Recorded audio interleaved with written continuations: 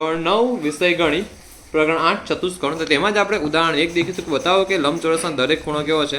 કાટખૂણો છે. દરેક ખૂણો કાટખૂણો છે એ માટે આપણે પહેલાં તો કોઈ એક ખૂણો આપણને ખબર છે. લંબચોરસની વ્યાખ્યા શું છે કે જે સમાંતર બાજુ ચતુષ્કોણમાં કોઈ એક ખૂણો કાટખૂણો હોય, કોઈ એક ખૂણો શું હોય? કાટખૂણો હોય, તેને લંબચોરસ કહેવાય છે.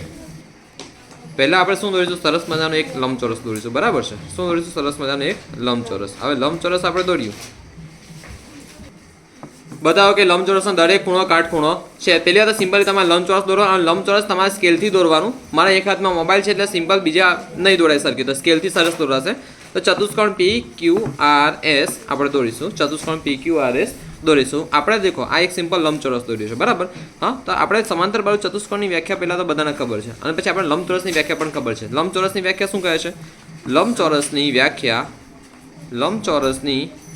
વ્યાખ્યા કહે છે કે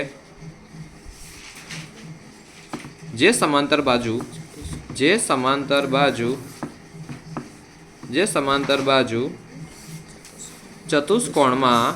ચતુષ્કોણમાં કોઈ એક ખૂણો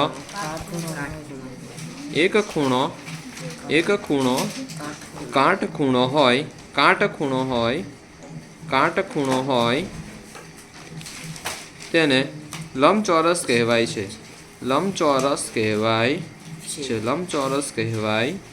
છે. હવે સિમ્પલ આપણે કોઈ એક ખૂણો કાટખૂણો છે તો આપણે આ લંબચોરસ છે, બરાબર? આકૃતિ મુજબ ચતુષ્કોણ PQRS ક્રમશર જવાનું. PQRS આવું નહીં કરતા, PRQS અથવા PQSR આવું ના કરતા. PQRS આવીને જાઓ, કાં તો PSRQ આવીને જાઓ, કાં તો RQPS આવીને જાઓ, કાં તો SRQP આવીને જાઓ, કાં તો SPQR આવીને જાઓ, કાં તો RQPS આવીને જાઓ. કંઈ પણ જાઓ પણ ક્રમસર જાઓ, ઓકે? ક્રમ નહીં તોડવાનો.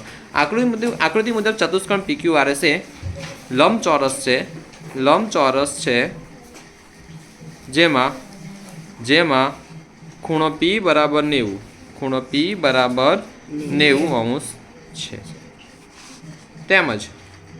તેમજ આપણે દેખીએ છીએ આ કયો આકાર બને છે? C આકાર. તો શું હોય?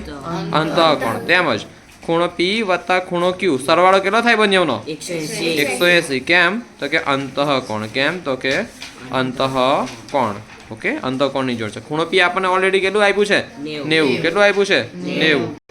ખૂણો P કેટલું છે? 90 વત્તા ખૂણો Q આપણે શોધવાનું છે, બરાબર 180 અંશ. માટે ખૂણો Q બરાબરની નીચે બરાબર. હવે 180, હવે આ 90 આવત જાય તો શું થાય? +90 આવત જાય તો -90. માટે ખૂણો Q બરાબર 180 માંથી 90 જાય તો કેટલું વધે? 90 વધે. તો હવે ધ્યાન નહીં. તો આપણને કેટલું મળી ગયું? આપણને 90 મળી ગયું. હવે આપણે સમાંતર બાજુ ચતુષ્કોણની વ્યાખ્યા ખબર કે સામસામેના ખૂણા કેવા હોય? સમાન. સામસામેના ખૂણા કેવા હોય? સમાન. તેમજ આપણે જાણીએ છીએ કે સમાંતર બાજુ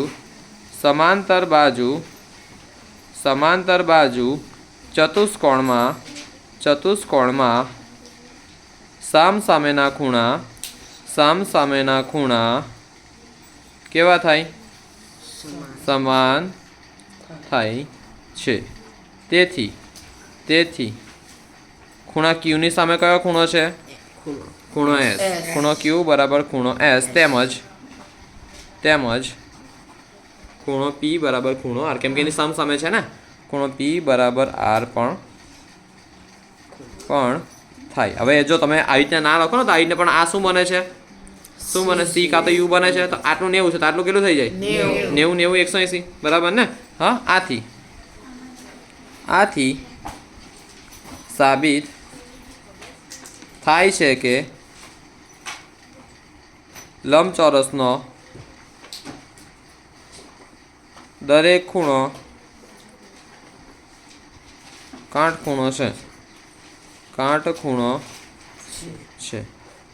થઈ ગયું એકદમ ઇઝી. જરાય અઘરું છે? 1% અઘરું છે નથી.